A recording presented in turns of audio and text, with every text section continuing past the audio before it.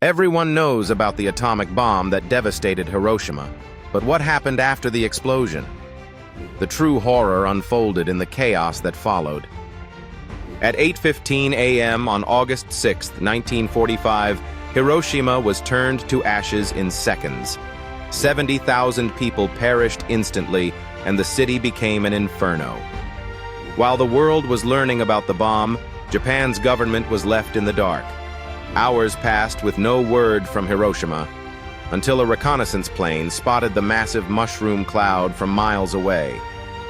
By that time, President Truman had already announced the bombing to the world. The aftermath was sheer chaos. With so many officials and doctors killed in the blast, the city was left without leaders or medical help. Relief efforts were uncoordinated and slow, and Japan's response was disastrous.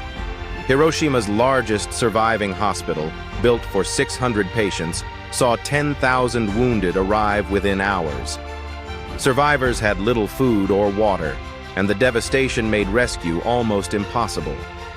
One survivor, Tsutomu Yamaguchi, narrowly escaped the blast and fled to his hometown of Nagasaki, only to endure the unimaginable horror of surviving a second atomic bomb. Hiroshima's recovery didn't truly begin until Japan surrendered, and the devastation lingered for years. Rebuilding didn't even start until 1949. For Hiroshima's people, the bomb wasn't the end. It was the start of an unimaginable struggle for survival, marked by pain, resilience, and the slow process of healing.